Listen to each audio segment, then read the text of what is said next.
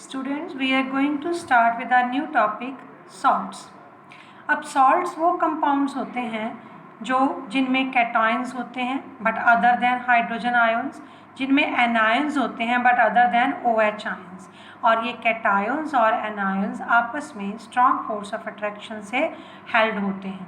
ठीक है, तो cations और anions, क्योंकि जो salts हैं they are ionic compounds. Cations means positive ions, anions means negative ions. तो हम इनकी डेफिनेशन ये भी लिख सकते हैं कि salts are the compounds which are prepared by the action of acid and base. Acid और बेस के रिएक्शन से सॉल्ट्स बनते हैं. तो what about family of salts? अब जिन सॉल्ट्स में सेम पॉजिटिव या नेगेटिव रेडिकल्स होंगे हम कहेंगे वो सेम फैमिली को बिलोंग करते हैं. फॉर एग्जांपल हम एग्जांपल लेते हैं NaCl and Na2SO4, sodium chloride and sodium sulphate. तो ये दोनों इनका पॉजिटिव आयन सेम है, Na और Na पॉजिटिव आयन सेम है ना, जिसका मतलब ये सोडियम सॉल्ट की फैमिली को बिलोंग करते हैं. सिमिलरली हमारे पास सॉल्ट्स हैं NaCl और KCl, इनमें नेगेटिव रेडिकल सेम है Cl वाला, तो it means they belong to chloride salts. Chloride family को वो बिलोंग करते हैं. तो इस तरह से हम फैमिली ऑफ सॉल्ट उनके रेडिकल को देखकर पहचान सकते हैं.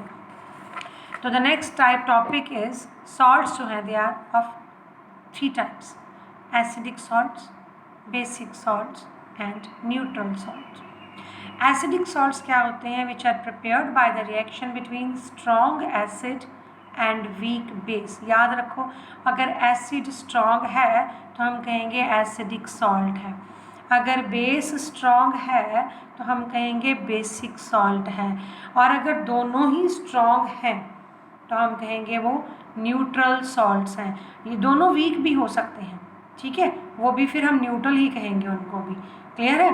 तो एसिडिक सॉल्ट्स जो बनते हैं स्ट्रॉन्ग एसिड और वीक बेस से, जैसे कि हमने लिया कैल्शियम क्लोराइड, बहुत सारी एग्जांपल्स आप ले सकते हो. इसमें एसिड है HCl और बेस है कैल्शियम हाइड्रोक्साइड, स्ट्रॉन्ग एसिड है so acidic salt. Basic salt में स्ट्रॉन्ग बेस होना चाहिए, एसिड वीक होगा. एग्जांपल हमने ली है यहाँ पर सोडियम कार्बोनेट की, इसमें बेस ये है स्ट्रॉन्ग सोडियम हाइड्रोक्साइड. ठीक है, एसिड तो कार्बोनिक एसिड है जो कि वीक है, तो ये हो गया हमारा बेसिक सॉल्ट. न्यूट्रल में दोनों चीज़ें स्ट्रॉन्ग या फिर दोनों वीक. दोनों वीक के हम एग्जांपल नहीं कर रहे, वो थोड़े फॉर्मूले कॉम्प्लिकेटेड हैं, तो हम कर रहे हैं जो दोनों स्ट्रॉन्ग वाले के एग्जांपल. NaCl सोडियम क्लोराइड है, ये सॉल्ट बना है HCl और NaOH का. अब आपको ये भी आना चाहिए कि आप कैसे फाइंड करोगे कि सॉल्ट्स के बीच में जो एसिड प्रेजेंट है या फिर जो बेस प्रेजेंट है, या आप कैसे फाइंड आउट करोगे. तो इसके लिए ना आपकी NCERT की बुक के अंदर एक एक्टिविटी दी हुई है जिसमें हमें सॉल्ट्स की आइडेंटिफिकेशन करनी है. एक्टिविटी है यहाँ पर आपके पास 2.13 NCERT की बुक में. ठीक है, सॉल्ट्स के टॉपिक के अंदर उसमें यहाँ पर एक्टिविटी में क्वेश्चन बनते हैं, right the formula of the following salts. उसमें कुछ सॉल्ट्स दिए हैं एक्टिविटी में, उनके आपको फॉर्मूले लिखने हैं. उसमें फिर आइडेंटिफाई करना है एसिड कौन सा और बेस कौन सा है, और उसके बाद हमें बताना है कि टाइप ऑफ सॉल्ट कौन सा. टाइप मतलब वो एसिडिक है, बेसिक है कि न्यूट्रल है, कैसा है. ठीक है, अब सॉल्ट का नेम, उसमें कुछ सॉल्ट्स में से कुछ मैंने यहाँ पर बनाए हैं. इसी तरह से आपने सारे सॉल्ट्स का चार्ट बना लेना है. मैंने 5 बनाए हैं जस्ट फॉर योर एग्जांपल. जैसे कि नेम ऑफ सॉल्ट एक हेडिंग लिया, फिर लिया केमिकल फार्मूला, फिर name of acid, name of base, type of salt और उसकी pH कितनी होगी. जो एसिडिक सॉल्ट्स होंगे नेचुरली उनकी pH जो है obviously less than 7, basic salt की pH मोर देन 7 और न्यूट्रल सॉल्ट्स की pH इक्वल टू 7 होगी. तो यहाँ पर मैंने कुछ सॉल्ट्स की एग्जांपल ली है.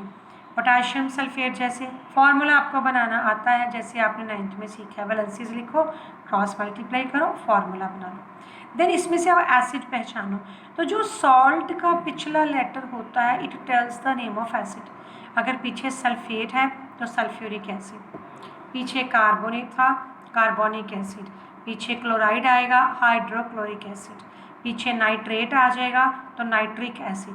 तो पिछला जो वर्ड है it will identify the name of acid.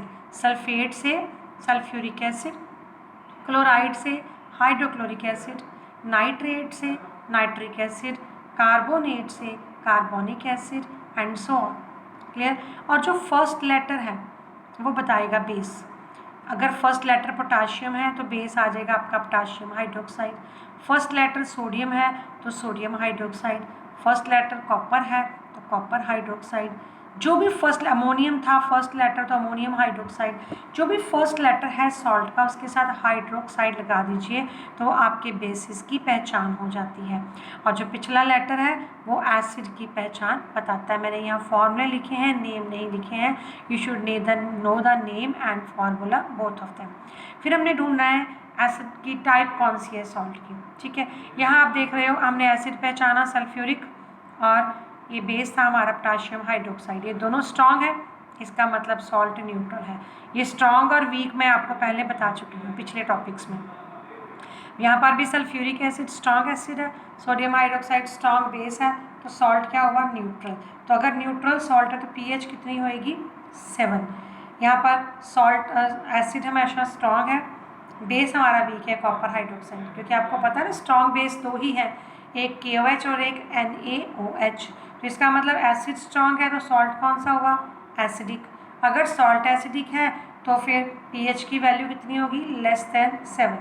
इसी तरह से इसमें कार्बोनिक एसिड तो वीक है लेकिन सोडियम हाइड्रोक्साइड स्ट्रॉन्ग है, बेस स्ट्रॉन्ग है, सॉल्ट हो गया बेसिक, तो पीएच वैल्यू <7। इसमें अमोनियम क्लोराइड में हाइड्रोक्लोरिक एसिड है, ये स्ट्रॉन्ग है, बेस अमोनियम हाइड्रोक्साइड वीक है, तो ये सॉल्ट क्या हुआ एसिडिक, तो इसकी पीएच वैल्यू क्या होगी <7। तो उसमें चार्ट में से आपने ये सारी चीज़ें कर लेनी है, सारे सॉल्ट 10 को सॉल्ट उसमें है शायद, तो उसमें वो सारे आपने सॉल्ट्स बेटा इस तरीके से रिवाइज कर लेने हैं। ये पेपर में भी आपको आ सकता है क्वेश्चन।